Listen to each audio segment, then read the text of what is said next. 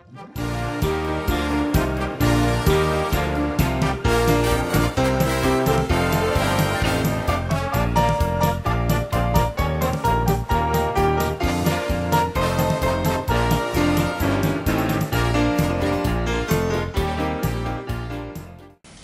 this is Chef Dave Bishop from Chef to You, and welcome to my kitchen.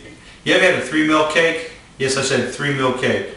This is delicious cake, very simple to make, very few ingredients. I use this on caterings, church events. I haven't met anybody yet that doesn't like this cake. Let's go ahead and take a look at our ingredients, get started. With a yellow cake mix today, you're just going to follow the instructions on that. I'm not going to show you how to follow the instructions. I believe everybody can handle that. I also like to use a golden vanilla if I can find it. Can't always find it in all the stores. Got 3 different types of milk today. We got heavy whipping cream, which I got already measured out here. We got some evaporated milk and condensed milk. We got some granulated brown sugar. That's going to go on top. We got Cool Whip. And that's all there is to it, folks. Very simple.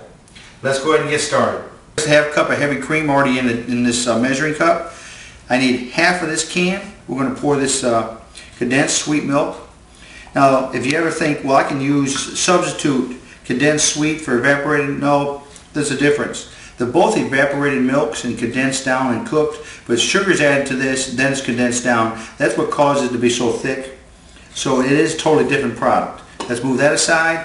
And I got a 5-ounce can of evaporated milk. See how thin it is? That's been cooked down also.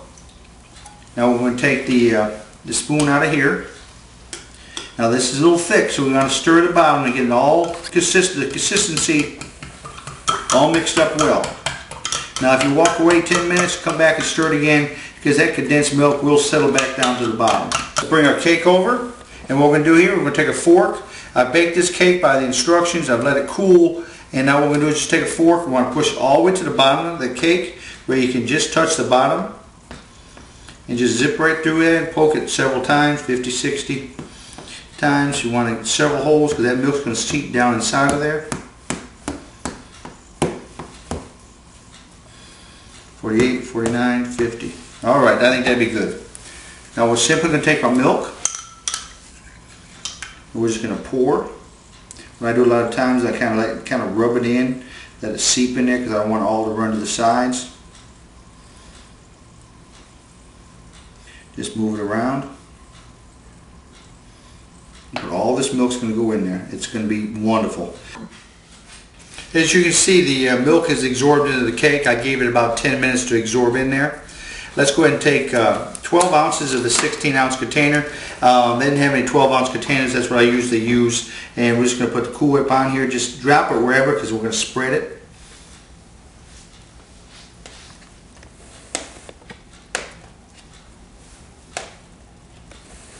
That looks like that's going to be plenty. Let's go ahead and with that. Now let's spread it all the way to the corners.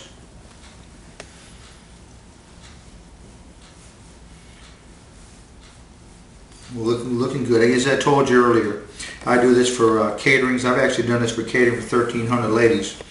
And I got them scheduled again this year to do that same party.